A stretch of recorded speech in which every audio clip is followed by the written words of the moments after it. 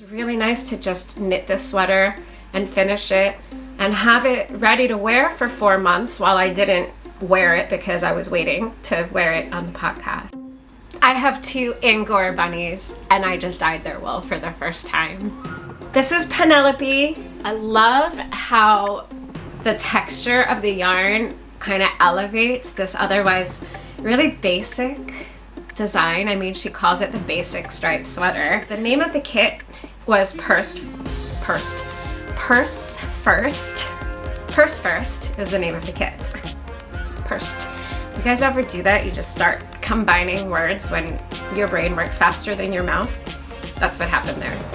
Felix is extra special because he only has 1 testicle and they can't find the other one. Meanwhile, I accidentally knit my dad a dress. It's really pretty.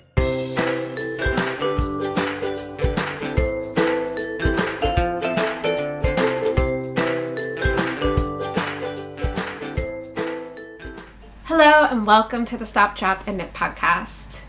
My name is Lisa and I'm coming to you from Long Island, New York, and today is my first official podcast episode of 2025.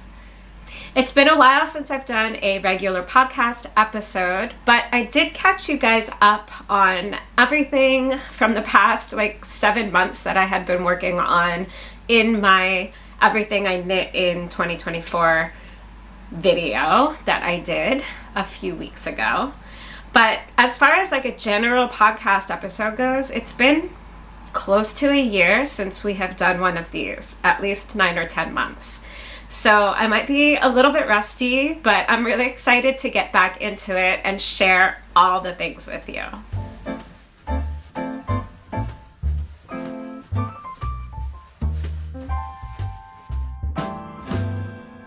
One of the things I'm most excited to share with you is what I'm wearing today, because I finished this sweater 4 months ago and I would not let myself wear it until I sat down to record a podcast. I have this weird thing since I started podcasting about how I have to wait and have it fresh for the podcast, and then I just wasn't podcasting, so it just hasn't happened until now.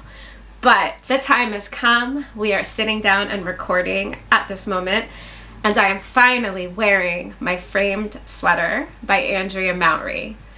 I did, in fact, finish this sweater Rhinebeck weekend with all intentions to go to Rhinebeck, but my plans changed and I wasn't able to actually make the festival again this year. One of these days I will make it and it will be fun. It's kind of ridiculous because of how closely we live to the festival. I'm on Long Island, so it's probably a 2.5 hour drive. It's kind of ridiculous. But the time of the year that it happens, the weekends just always end up being so crammed full of things and our schedules. And yeah, it just hasn't happened yet. But one of these years, we're gonna do it. So I did finish the sweater Rhinebeck weekend. I blocked it while everybody was at Rhinebeck, and I finally wove in the ends a week or 2 ago. So that was kind of the last step. I had woven in some of the ends because I tend to weave them in color by color, because just organizing it in my mind that way, otherwise it just seems like a whole bunch of ends. But when I have a whole bunch of ends, I just say, well, I'm gonna sit down and weave in the blue ones right now. And then usually that's enough to get me going on and choose another color. But if it's not, I've at least done one color, which I guess I had done back in October. And so when I went to sit down and weave in the ends for this, I had the gray and the purple. I just realized I've got leftovers from the sweater that I forgot to grab. So I'm gonna go grab those so I can show you the yarn up close when it's not in a sweater. So hang on. This is all of my leftovers from the sweater. So I have a good amount left over, but not a crazy amount. I did purchase a kit from Farmer's Daughter Fibers, and the name of the kit was Purse First. Purse First is the name of the kit. Pursed. You guys ever do that? You just start combining words when your brain works faster than your mouth? That's what happened there. Purse First. And I'm going to just snag the labels. I'm pretty sure that the kit was named after the color changing spin cycle. Yes. So it's 100% American wool. The spin cycle, this is superwash. So this was the Purse First color. And it's really, really beautiful. I can probably come a bit closer. Nice.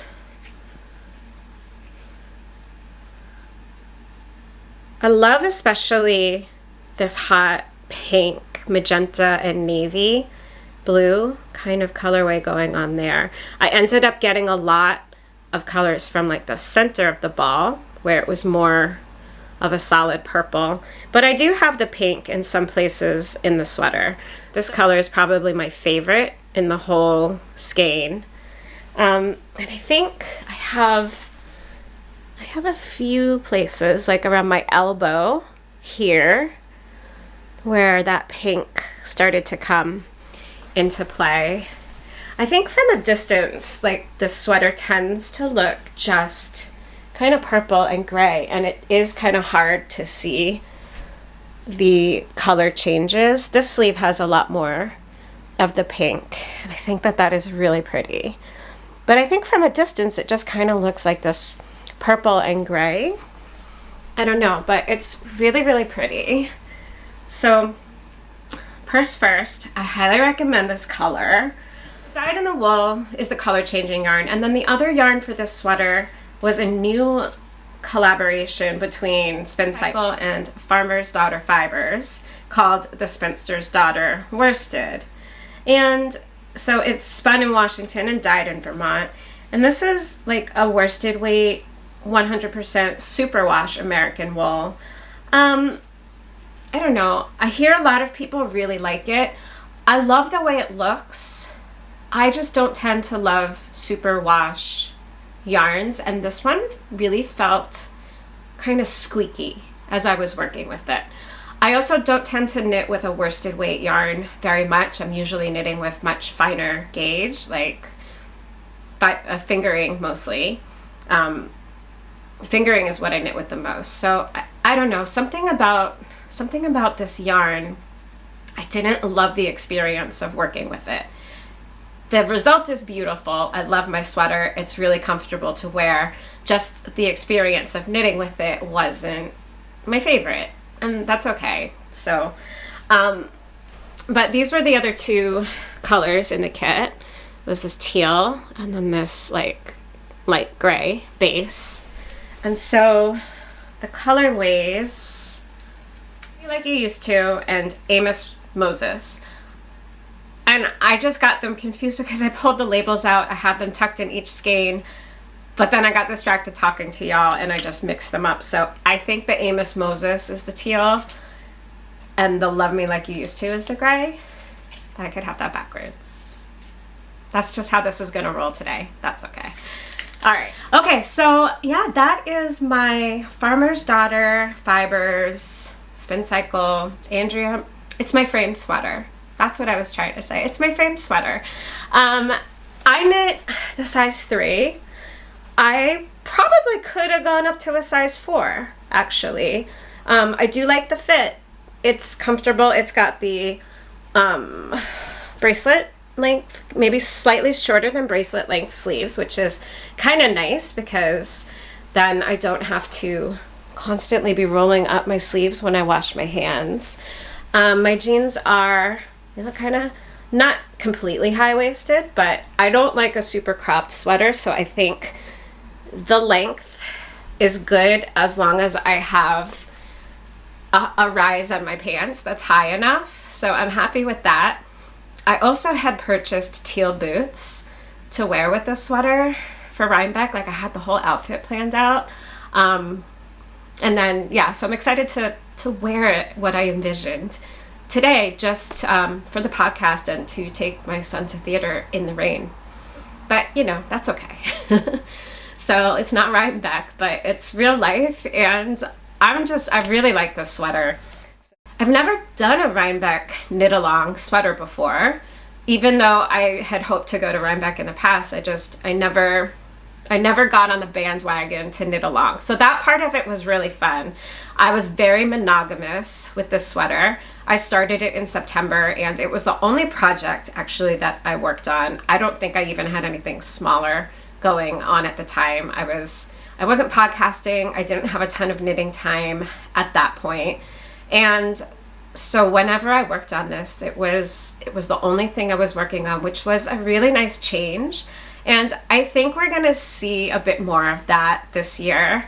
I think there's going to be less squirrel syndrome happening, because I still have whips from like 2022 that need finishing that I do not want to frog, but would be really nice to have. But yeah, there's just so many things and not enough hours in the day.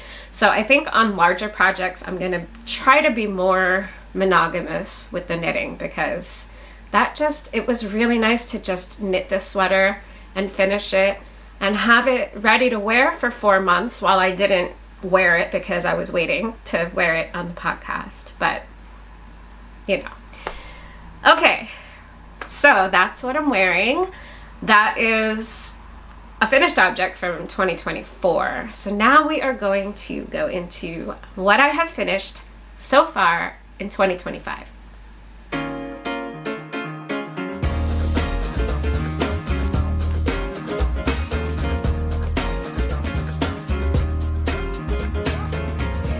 My first finished object of the new year, was just pretty early in January actually, was a hat for my son, Owen. He's 10 and he loves color, and this is actually a hand spun hat. So I'm so happy with how it knit up. He should be wearing it. I guess it's a little bit warmer today, but he wore it for several weeks. When we had, early in January, we had, in February, temperatures that were like 7 degrees or something, which is not as cold as some other areas got. But he actually did then, when it was below 20 degrees and in the teens, wear a hat and mittens. So, but I knit him these mittens also. So the hat I had technically knit in December, and this is just the pattern. I don't remember the designer, but I just searched for like a basic hat pattern, and because I didn't bother checking to see what kind of gauge. No, I did actually. I think I did use my little tool from Kachinkles. It was between a worsted and Aran weight. So I looked for hat patterns for worsted, Aran weight, hand spun, just something really basic, and I'll put the information in the description and on the screen. But the hat I finished in December, but I didn't have a pom-pom, and so I was looking around, and in January I got him a pom-pom, and I got him 2 choices. He said he wanted a pink one, and so I got him like a hot pink. And then I also found this rainbow one, and when he saw both of them, he said, oh, the rainbow one, 100% the rainbow one. And so that's what I did. And then I just wanted also, actually, one day he was like, I was not appropriately dressed for the playground because I did not have a hat and mittens. So can you get on that, please? He's 10. And he's like, you need to make me mittens by tomorrow. It just so happened that tomorrow was a day that I could sleep in a lot. So I actually stayed up all night and knit this kid mittens. Usually things don't happen that quickly, and usually he's nicer about it than that. But it was super cold that week, and yeah, I guess the recess monitor was like, where's your clothes? And I have knit him things in the past, but honestly he's grown, and so everything was kind of too small on him. So he has more choices now. But so I'm going to show you. So I want to show you, I still have some of the hand spun left over. I actually have some of the fiber too. I don't have it accessible right now, but it was Paradise Fibers Dr. Seuss club from like a few years ago. And I actually spun up, so it was like 4 different neon colors, like neon, or maybe just 3, neon, pink, yellow, and teal. And so then when you combine it, you get some of those other like oranges and greens and everything. I feel like it's not fully focusing. Can we focus? Maybe not, maybe. All right, well, I had actually spun the yarn up on my drop spindle 2 years ago, year and a half ago, when his theater did Seussical the musical.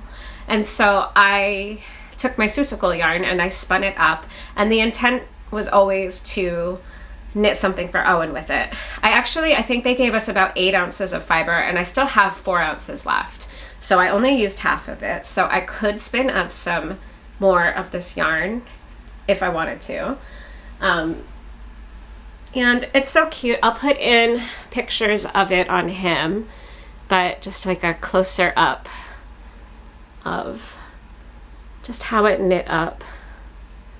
Just thought it was so fun. He's got a teal coat, and so that was part of the reason that I decided to go with this yarn for this particular set of hat and mittens, because he had this really nice teal coat that I thought it would look really adorable with, and it does. So the mittens is just Tincan Knits World's Simplest Mittens pattern. It's a free pattern. It's amazing. It's the one I always use to knit Owen mittens, and yeah, they probably could have been a little bit bigger. They fit him, but again, he gave me basically from 10 p.m. until he needed to leave at 8 the next morning for school to knit him a pair of mittens. So I just did what I could do. So they're cute. They're a little, I mean, it's 100% merino and it's a 2-ply. So this kid is hard on his stuff. So they're pilling. They don't look as nice as they did when I finished them, but I think that they're really, really cute. So that was just a short, simple, sweet, easy, simple project to start the year. Meanwhile, I was working on an epic project for my dad for his 75th birthday, which was Christmas Eve, and it didn't get finished. It's finished now, but it's also not finished. And that's because I think I accidentally knit my dad a dress. So let me show you. It's really pretty. It's a really nice sweater, but the length is too long. I have my reasons for why this happened. So, all right, let me get it.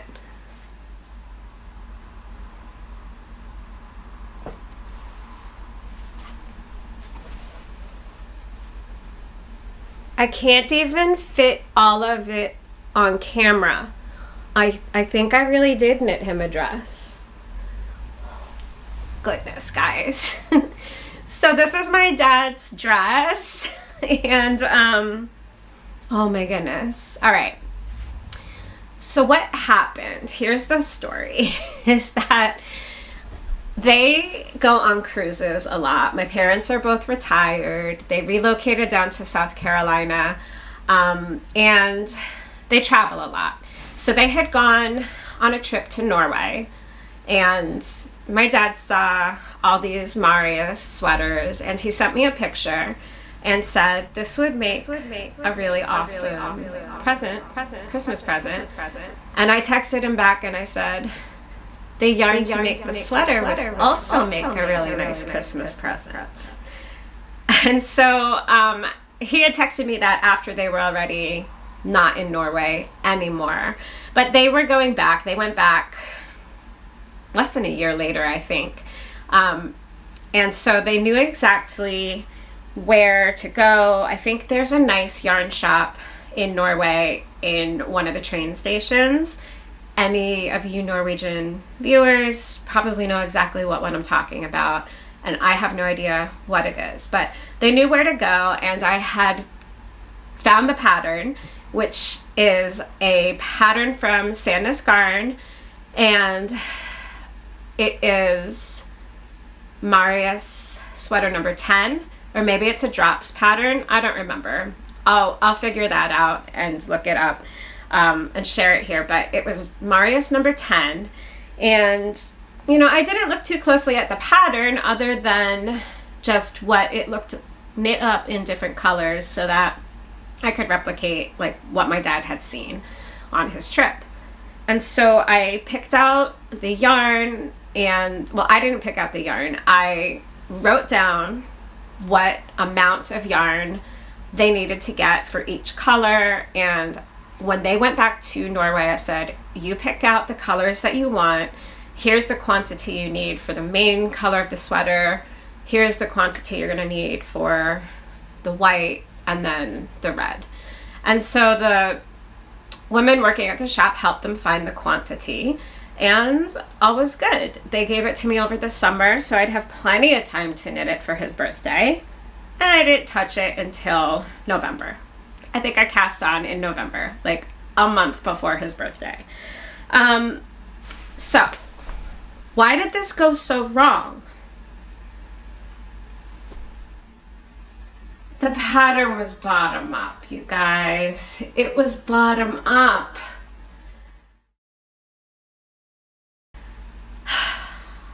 Which is fine. I don't mind knitting bottom up. But he was so particular with the length needed to be long enough because there was another sweater he had that, or sweatshirt or something, and it was a little on the short side. And so he wanted to make sure the length. I took his measurements when he was here. I got them all written down, and then I thought that it was going to be a top-down knit, and then it was going to be fine. Like I'd be able to kind of try it on, have him try it on when I saw him, all the things. And then when I went to start it, I realized, oh, we're in bottom up land now. So knitting bottom up, when I had the body done and it was this long and I had measured it and I said, okay, I think that's going to be good. I didn't know how like the yoke depth was going to be.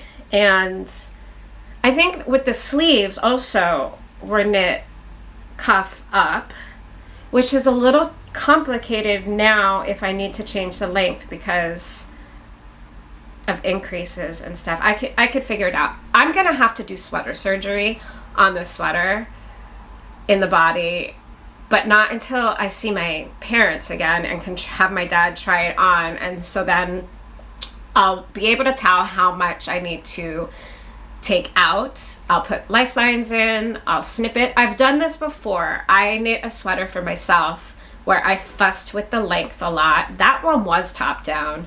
I still just fussed with the length a lot. I think it was I was worried about it being too cropped. It was my Feel the Burn sweater. Yeah, it was like a cropped pattern, and so I was making it a full length pattern, and I just overcompensated again. And so eventually I did sweater surgery. I took out a little bit of yarn, or I added more. I don't even remember what I did. If I added length or took away length, I'd have to go back. Anyway, my point is I've done it before, so I know I can do it. Yeah, and so when I got to about this point in the yoke, naturally, I ran out of the blue yarn. And my mom was like, but you gave me the amounts, and I bought extra, and I said, I'm sure that I had the right amount of yarn, but what I didn't know at the time was that it was bottom up and that I was going to overcompensate on the length accidentally, not having my dad able to try it on. And so I measured. I used a tape measure. I didn't block it ahead of time or anything because I just don't have time for that. I guess I would rather have time to do sweater surgery than block a project midway through, but that's just the way it goes. So when I attached the sleeves and started on the yoke, I still didn't realize like how long it was gonna be.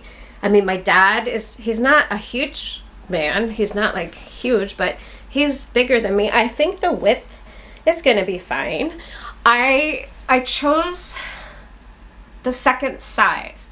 My dad normally is a medium, but from what I could tell, according to like what I had of his measurements and what other people put in the notes, was that it would turn out like a little bit big. So based on his measurements, I went with the second size. So I went with adult small.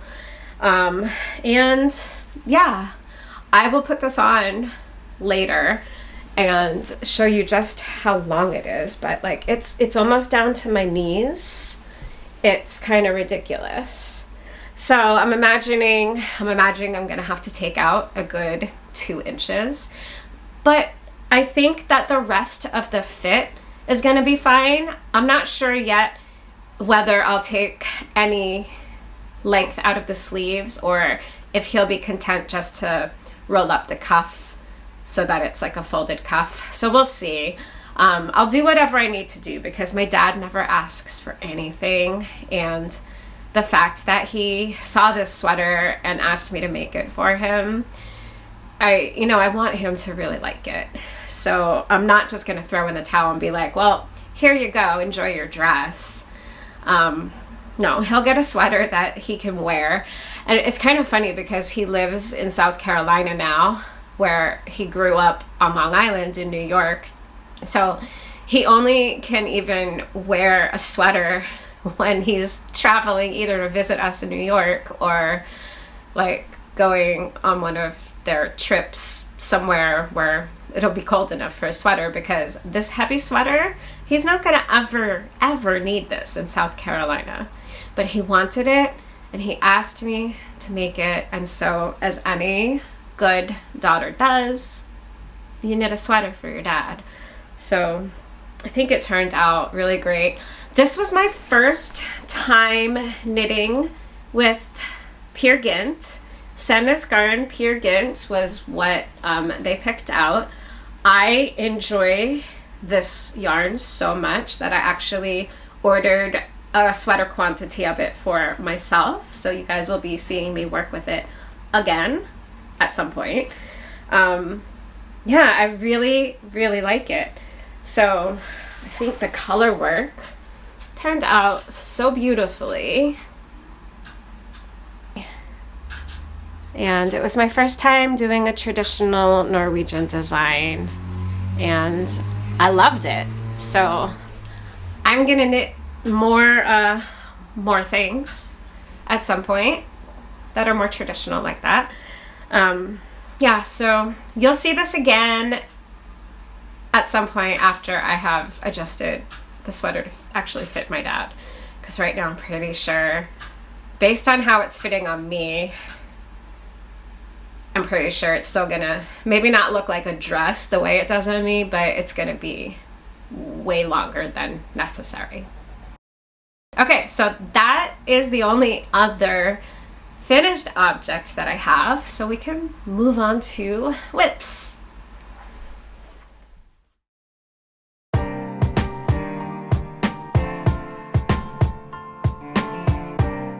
So my first whip is the basic striped sweater. Insert the designer's name because I can't remember it at all. And this is a project that I started because I introduced a new yarn base into my shop, and it is a thick and thin DK weight boucle yarn, and it is so soft and cozy. So the gray I naturally dyed with sumac, and the pink I naturally dyed with pokeberries. The pink yarn is actually available in my shop right now, along with a whole bunch of other pokeberry pinks. So you can find those. And I have been focused on knitting this sweater. I love it so much. I was so excited about bringing this base into my shop. And one of the things I'm trying to do is find projects to knit with it, because I think people might be a little bit afraid of a thick and thin boucle style yarn and not really know what you can make with it. So one of the projects that I am making at the moment is this sweater, and I just finally split for the sleeves. So I'm really loving the colors that I chose and the stripes. It's basic but interesting, and the I just really like the way that the yarn knits up. Unlike a lot of boucle yarns that have some kind of nylon content in them, mine is 100% fine non-superwash merino. So it is just super duper soft. The neck, the collar is how it looks knit in ribbing, and then the rest of it is just plain stockinette stitch. So I love how the texture of the yarn kind of elevates this otherwise really basic design. I mean, she calls it the basic striped sweater. But it's gonna be the coziest thing. I'm gonna insert a picture of the designer's version so that you can just envision what the whole thing is gonna look like when it's finished. But yeah, I'm really excited. I didn't have a super long cable needle to use in the size that I needed, so I was very thankful to finally split for the sleeves and get half of those stitches held on waste yarn for the sleeves, and just now have a manageable amount to work the body. So this is just my basic striped sweater. Other than I naturally dyed the yarn. The gray is not available in my shop, but I have a bunch of different pinks and a couple shades of brown that are available if you guys want to check it out at all. I'm also gonna try knitting. I found a pattern for a pair of socks, like just cozy, snuggly socks, like house socks. And so I think that, you know, like all those fuzzy socks that you can buy at like Target and Walmart and places like that. I always buy those for bedtime because I just want my feet to be snuggly. And I don't tend to wear my hand knit socks anymore for bed. So I always change into these like store-bought snuggly socks. And so I found a pattern that I'm gonna try also that works for a DK weight boucle yarn. So I'm interested to see how this will knit up into a pair of socks also. But for now, I've only tried working it in this sweater design, and I think it's super sweet. I think you could also easily knit a hat from this yarn and maybe a pair of mittens. I think it would be really cozy. So yeah, so this is my basic striped sweater. And so I'm hoping, this is like my focus project right now. I kind of want to power through this one. But this is going to be a sweater for me, but also double as a shop sample. So, because I do like to be able to show how my different yarns knit up into actual projects. So that's something that's been really important for me to do. And my other whips today are pretty focused around just what I just released, because I just had a release. I just had a shop release with some new yarns a couple of weeks ago. And so I've just been working some things up to be able to show how they look knit up in like projects. So the next one is actually like a half finished object. So it's a whip, but it's half finished. And this is called the Candy Heart Socks. And this is also with Stop Drop and Knit Fiber Co., my yarn, naturally dyed yarn. And this was using my zero waste base, which is when I take leftover dye baths and combine them and layer the dyes in different ways just to like get that last bit of color out from the dye bath into something, so that I'm just not throwing away dye, because I forage all my own materials, and you know that takes a lot of work, and so these materials are precious. Once I'm out of it, I can't, you know, I have to actually go out and search for it again in nature. I can't just buy it at the shop. So I try to get every last bit out of the dye baths as I can. And so I just had only started the cuff on the second sock, so I still need to get back to this one. But this is how the yarn looks just in the cake. This one, it's pretty like a beige, kind of neutral tan, kind of beige yarn with some very, you can see it more, I think, in the sock than maybe the yarn itself, but we have some splotches of pink, which is from mushrooms. And so I have a sock set up in my shop, so it's like the main color for the sock, and then a mini skein. And the mini skein is so pretty. It was dyed with Cortinarius mushrooms, but it takes so many mushrooms to create a good color of yarn that I only had it available in like 5 mini skeins. So what I did was I put these two together to create the sock set, and this is how they look together. I just think that it's really, really sweet. So the mushroom dyed yarn is this pink one, which maybe I'll show the heel. And so there's like some really nice variegation to it. And then the variegation in how the sock is knitting up. You can see there's just like these little hints of pink. It's like bending funny. There we go. That's better. And so, yeah, and then it's got these little hearts at the toe. That's part of the pattern. And the hearts up near the cuff, part of the pattern. So just a really cute, simple sock. Got about 4 of these sock sets up in my shop if anybody is interested. My next whip is also going to be a shop sample, or I might gift it to one of my nieces or something, I'm not sure yet.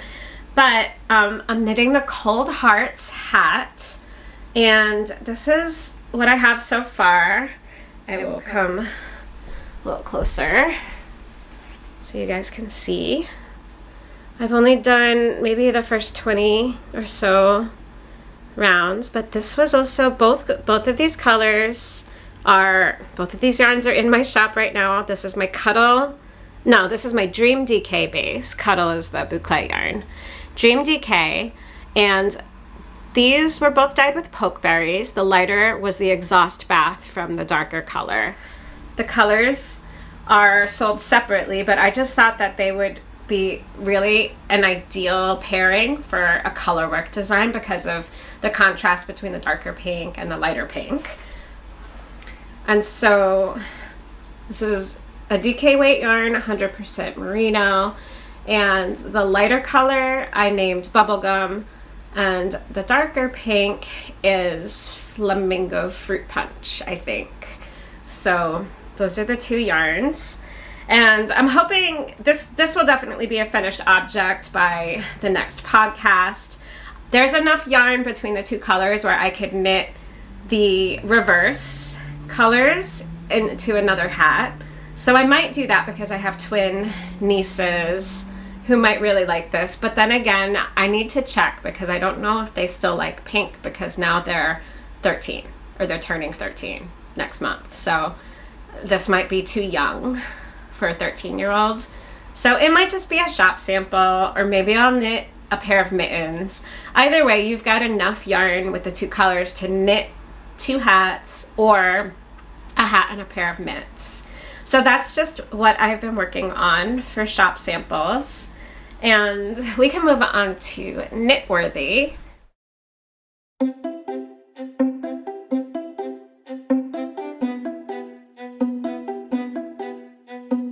Every project is pink right now, and I didn't really do that on purpose. It's just because I'm using a lot of my own hand-dyed yarns.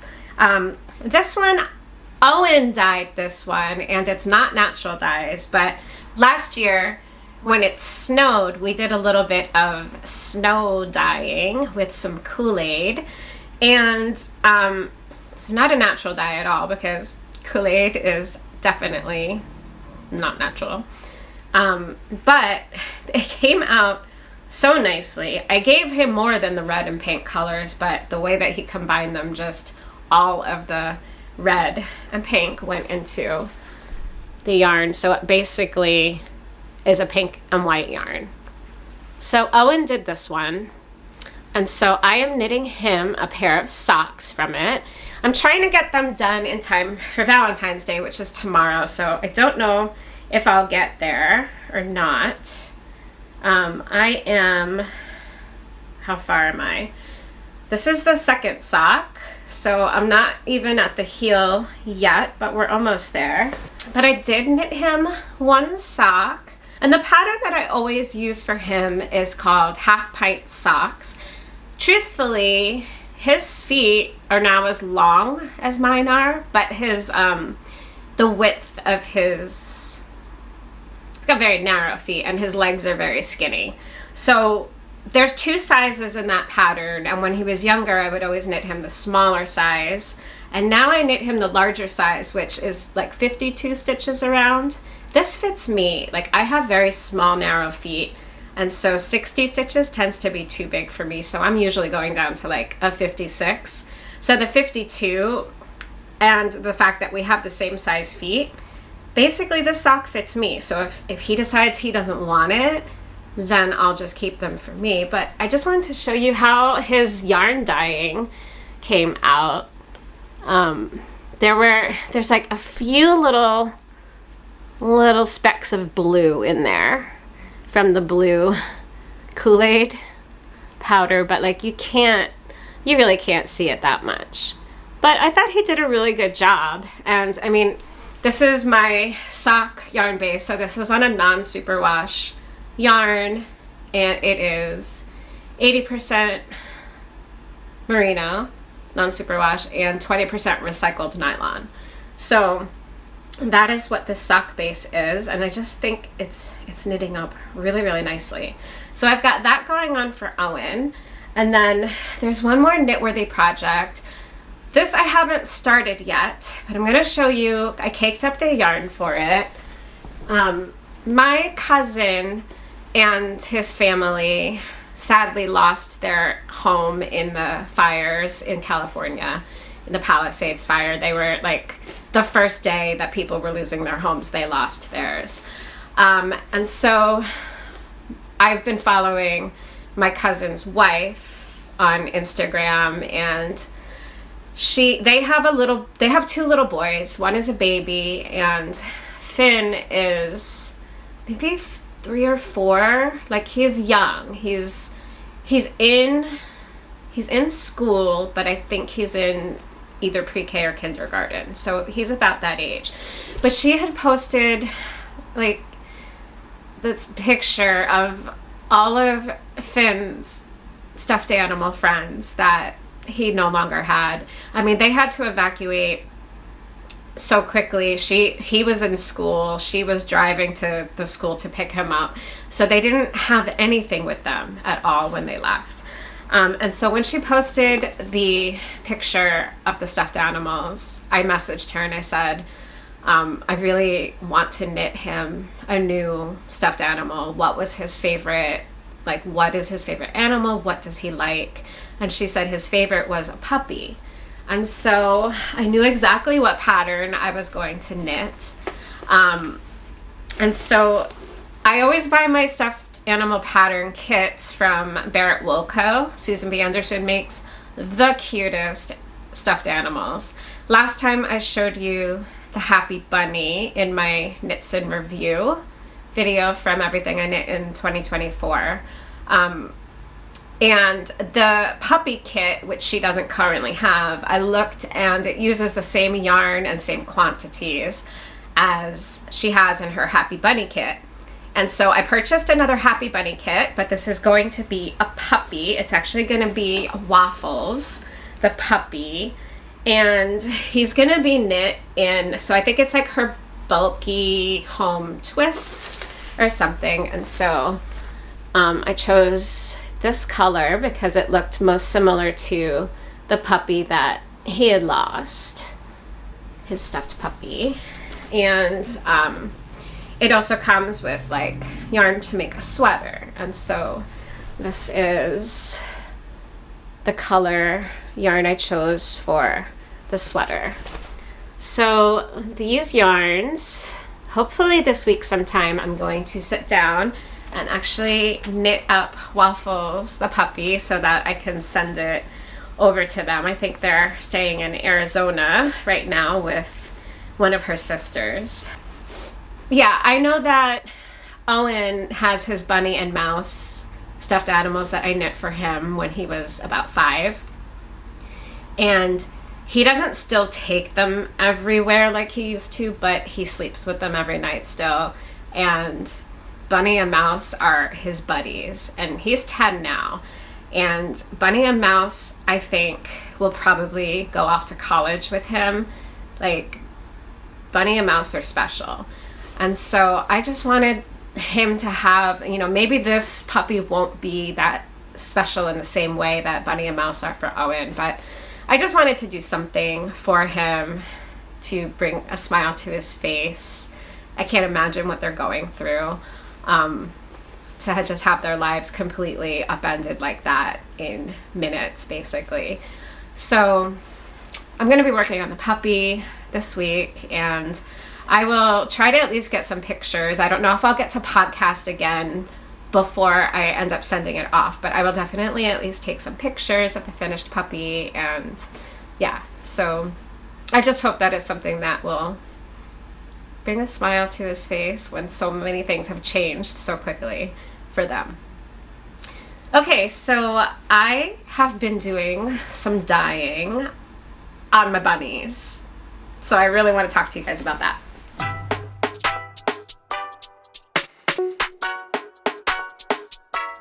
I have 2 Angora bunnies, and I just dyed their wool for the first time. It's amazing. I'm so excited. Oh my goodness. So I have 2 English Angora bunnies, Felix and Elmer Fuzz, and they're having kind of a rough month because I just am in the process of getting them both fixed. So Elmer Fuzz was just neutered, and actually he was neutered a week ago, and I just took him to the vet this morning, and he's got like free, clear bill of health to return to all bunny activities of running and jumping and whatever else he needs to do. And then poor Felix is scheduled for his appointment the day before his 2nd birthday. It's not a very good birthday present, but it's necessary, and it's especially necessary so that they stop marking territory and can just bond and be together happily instead of just always trying to hump each other. And they're both boys, so that was never going to be babies, but there's just territory stuff. They get along. They definitely desperately want to just be together 24/7, but I haven't been able to have them together for the 1.5 years that I've had them both. So I mean, they've got playtime together, but generally they have to be kept separate for their own safety, because bunnies, male bunnies especially, can fight, and it gets ugly really fast if they don't get along. So not wanting to take that risk. But yeah, so it's been a month here with bunny vet visits, and Felix is extra special because he only has 1 testicle and they can't find the other one, and they wanted to do exploratory surgery for like $2,600, and we don't have that kind of extra money laying around, so we're just gonna take care of his 1 testicle. Elmer's got both of his taken care of, and hopefully that will be enough to kick the hormones down over the next couple months in time for spring. So anyway, that's the update on the bunnies, health and everything. And this is my update on what I did with their wool. It is amazing. with the pokeberry yarns releasing in my shop, I still had like 4 bags of pokeberries that I needed to clear out of the freezer. They were taking up a lot of space. And so I've been dyeing some fiber this time. I've never dyed fiber before. And so I threw in wool from both bunnies. I didn't try to separate it. Elmer is a white bunny, so his yarn will dye pure color. And then Felix is a gray bunny, so technically he's a black bunny, but he's more like salt and pepper. They start out with black wool as babies, and then as they grow into adult bunnies, it turns more salt and pepper gray. So I just mixed it all together, and I'm going to card the bunny wool, the Angora fiber, very gently into some roving, but it's finally dry, so I can finally do that. So it's so pretty. I am so excited by this. I have spun their wool a little bit just in their natural white and gray, and it is gorgeous, but I had the urge to just try a magenta bunny wool, and I love it. So I will be sharing more of this as I get it carded and spun up into some yarn. That will be fun. And I'm just gonna tease you guys really quick.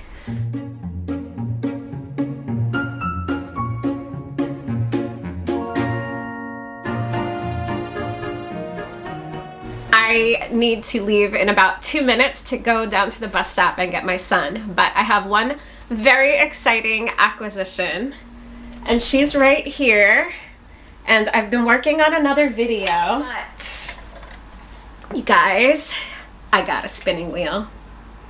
This is Penelope. She's a Kromsky Fantasia in this royal purple colorway, which is the 2025 limited edition color. I don't know if you guys can tell, but purple's my favorite color. If you've been a viewer of this podcast for any length of time, you know that. But if you're new here, purple is my favorite color. And so her name is Penelope, which I thought was a very fitting name. And I've done a little bit of spinning on her already. So this is just one bobbin's worth of a single. I'm not going to show that too much in this video because I've got to run out, but I have a spinning wheel. She's amazing. I love you guys. Thank you so much for watching. Stick around because there's going to be more exciting things happening now that I have an actual spinning wheel and not just my drop spindles. So yeah, thank you so much for watching. I will be back again soon with a spinning video showing my first time spinning on Penelope. That is working. I'm editing that right now. So yeah, so I will see you guys again soon. Thanks so much for joining me this week. If you're not already subscribed, I would really love it if you would. We are getting close to 3,000 subscribers, but I need your help to get there. So go ahead and like and subscribe, and please share this podcast with somebody who you think might enjoy all the fiber artsy things that I do on this channel. Have a great week. Bye everyone.